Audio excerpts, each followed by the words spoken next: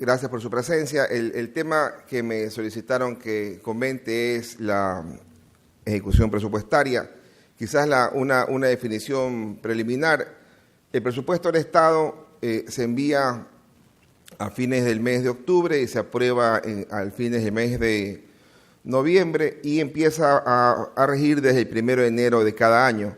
El presupuesto tiene cuando ya está andando el año, uno conoce lo que se llama el presupuesto inicial, que es lo que aprobó la Asamblea, el presupuesto codificado, que es de alguna forma la actualización que va haciendo el Ministerio de Finanzas a las cifras fiscales, y luego hay el presupuesto pagado, que es lo que finalmente el gobierno puede pagar como ingresos y como gastos, y hay también el presupuesto devengado, que el devengado es las facturas que se han recibido, aunque no hayan sido pagadas.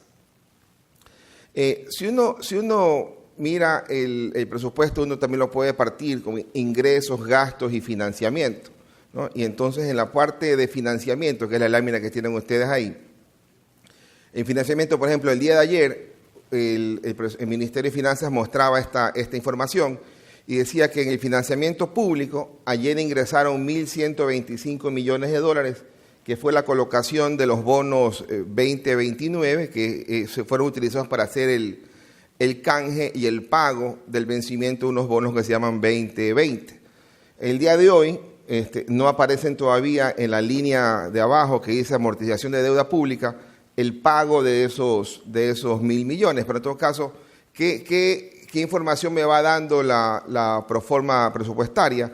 Entonces me dice, por ejemplo, que en nivel de amortización de deuda, el presupuesto codificado habla de 6.400 millones de dólares de amortización de deuda y hasta la fecha se han pagado cerca de 2.000 millones de dólares, es decir, se ha pagado y se ha ejecutado el 30% del pago de la amortización de la deuda, ¿no? Entre deuda, pasivo circulante y preventas petroleras.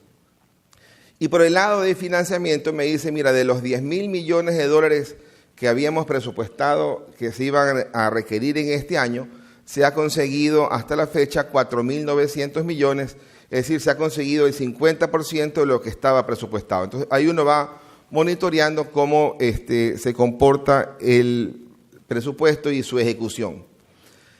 Lo mismo uno lo hace en el campo de ingresos, ¿no? Y uno mira, por ejemplo, que dice que en los impuestos se presupuestó que debía recaudarse en el año completo 15.223 millones de dólares y hasta la fecha, hasta el día 19 de junio, hasta la fecha se han recaudado 7.000 millones, es decir, se ha recaudado 46%, es decir, casi medio año ha transcurrido, casi la mitad del presupuesto se ha obtenido en forma de financiamiento. El rubro de petróleo, por ejemplo, el ingreso petrolero es un ingreso de capital y el ingreso petrolero aparece en la línea, en la parte de abajo que dice transferencias y donaciones de capital e inversión, que el presupuesto contemplaba que sean 2.600 millones de dólares y hasta la fecha se han conseguido cerca de 800 millones, es decir, se ha conseguido menos lo que estaba presupuestado. A nivel de ingresos, claro, hay que hacer el seguimiento presupuestario, pero es mucho más relevante ir haciendo el monitoreo de las cuentas de gasto, ¿no? Es decir, es donde nos enfocamos en el tema del seguimiento del presupuesto del Estado, es en las cuentas del gasto. Y si uno mira el gasto total, en la parte de abajo, el presupuesto del Estado contemplaba un gasto total de 30.000 millones de dólares, ¿no? Ese es el gasto que el presupuesto del Estado ubicaba para el año 2019. Y hasta la fecha, ya casi medio año, se ha gastado 10.800 millones de dólares, es decir, casi el 36%. Y ese gasto total uno lo puede desglosar entre gasto corriente y gasto de capital. El gasto corriente es, por ejemplo, el pago de sueldos, el pago de la nómina, que ahí aparece en primera línea y que al año esa nómina contempla un gasto de 9.300 millones de dólares y de los cuales se ha gastado el 40%, es decir, hasta el mes de junio y antes de los 600 millones que hay que pagar en este mes de junio de sueldos, se han gastado 3.700 millones de dólares. En esa línea es importante destacar algo. El Fondo Monetario y el gobierno habían acordado que en gastos de nómina debería haberse planteado ya una reducción de 500 millones de dólares en el gasto corriente frente al año, el gasto de nómina frente al año anterior. Situación que hasta ahora no ha ocurrido en las proporciones que el año ya lleva caminando. Pero a pesar de todo eso, el gasto corriente va ejecutándose bastante bien, 40%. Es decir, el gobierno no ha logrado todavía recortar el gasto corriente. ¿Qué es lo que el gobierno está haciendo para que no crezca el déficit fiscal? Y creo que está haciéndolo inadecuadamente, está ajustando el gasto de capital. Si uno observa en la parte inferior, dice gasto de inversión, van 391 millones de dólares. Es decir, el gasto de inversión, la obra pública del gobierno, hasta el mes de junio, va en menos de 400 millones de dólares, cuando el año completo, que es lo que se llama el gasto codificado, la columna de la derecha, deberían estar en el año completo casi 3.000 millones y medio año deberíamos estar en 1.500 millones. Es decir, debiendo haber gastado ya 1.500 millones de dólares a la fecha, el gobierno apenas está gastando casi 400 millones. ¿Eso qué impacto tiene en la economía? Resulta que la economía no recibe recursos del Estado, no recibe obra pública, esa carretera se está deteriorando, esos baches van creciendo, ese puente está en riesgo de caerse, y entonces no necesariamente es un recorte de gasto, sino que es algo que están posponiendo el gasto para hacerlo más adelante el año que viene, para hacerlo más adelante el siguiente periodo presidencial. Pero ese gasto de inversión no es algo que uno dice, ya no lo hice y me olvidé del gasto. Es simplemente estoy posponiendo y tratando de cumplir una meta con el Fondo Monetario a través de un recorte en un gasto que no es efectivo. Deberías recortar en el gasto corriente, deberías ver cómo haces el recorte en el gasto personal, cómo haces el recorte en el gasto de bienes y servicios de consumo, cómo haces el recorte en la línea de gastos de intereses, consiguiendo plata cada vez más barata.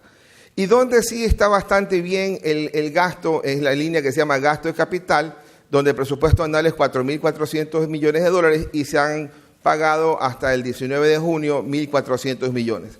Esa plata, esos 1.400 millones de dólares, es la plata que el gobierno le entrega a los municipios, a las prefecturas, a las juntas parroquiales. Es decir, y está entregándoles la plata bastante puntual. Porque si no entregan la plata puntual, entonces le saltaría el alcalde de Guayaquil, le saltaría el alcalde de Quito, le saltarían los alcaldes del país y las prefecturas porque no me estás asignando los recursos que por ley me corresponde. Entonces el gobierno lo que hace es, con ese sector de gobiernos autónomos es puntual, pero la atención de la obra pública se atrasa para mostrar cómo si estuviera logrando una buena reducción a nivel de gasto, ¿ya? Y entonces ese es el tema de la ejecución presupuestaria. Y si uno mira la última línea, dice superávit o déficit, ¿no? Entonces, hasta el 19 de junio vamos con un superávit de 480 millones de dólares, cuando el presupuesto establecía que debería, al año, el presupuesto inicial, debería ser un déficit de 3.700 millones de dólares. Entonces, aparentemente vamos muy bien, vamos con un buen superávit cuando la expectativa era que tengamos un déficit fiscal del orden de los casi 4.000 millones de dólares. Veamos entonces el tema de qué tan bueno es el nivel de ejecución en el presupuesto a mitad del año y dónde viene la parte difícil. Si ustedes miran ese gráfico del año 2016, 17, 18 y el primer trimestre del 19, se dan cuenta que en el último trimestre es donde el déficit fiscal se dispara. Es decir, el año 16 el déficit fiscal en el primer trimestre fue 600 millones, en el segundo trimestre fue 651 millones en ese trimestre, en el tercer trimestre empieza a tener que cumplir los compromisos y sube en el año 2016 a 1.100. Y el último trimestre, en ese solo trimestre, resulta que hay 3.000 millones de déficit. ¿Por qué en el último trimestre? Porque lo que contuviste en obra pública en la primera parte del año no la puedes contener todo el año y tienes que pagar facturas en el último mes, en el último diciembre. Y porque en ese mes toca pagar el 13º, que son $700 millones de golpe. Y eso mismo ocurrió en el 16, eso mismo ocurrió en el 17, y con menos intensidad en el año 2018, porque igual fuiste con un déficit en el 18 de 500 millones, un déficit de 200 millones, otro déficit de 900 millones, pero en el último trimestre vas con un déficit alto de 2.200. Y entonces, ¿cómo vamos en el 2019? Al primer trimestre, en cifras oficiales del Banco Central, te dice que vas con 595 millones de déficit. Es decir, vas igual que el año anterior. ¿Y qué diferencia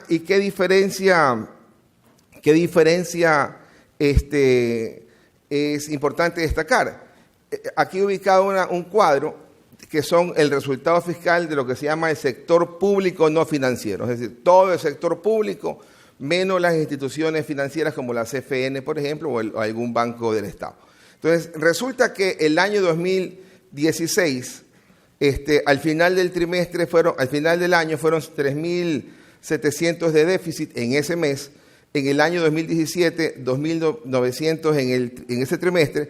Pero en el año 2019, el acuerdo con el Fondo Monetario, del cual va a destacar mucho más Alberto con detalle, te dice, en el primer trimestre del año debes mostrarme un superávit fiscal de $277 millones. Los datos al primer trimestre van que tuvimos un superávit fiscal de 149 en el sector público no financiero, es decir, que nos quedamos cortos con la meta con el fondo de unos 129. En el segundo trimestre del año actual deberías estar con un superávit de 613 millones. En el tercer trimestre del año podemos soportar un déficit fiscal de ese trimestre de 536 millones de dólares. Y el último trimestre del año podrías tener un déficit fiscal de 330. Entonces solamente destaquemos la vista en el último trimestre del año. ¿Cómo voy a lograr 330 millones de dólares de déficit fiscal en ese trimestre si el último trimestre del 16 fueron 3.700 millones de dólares?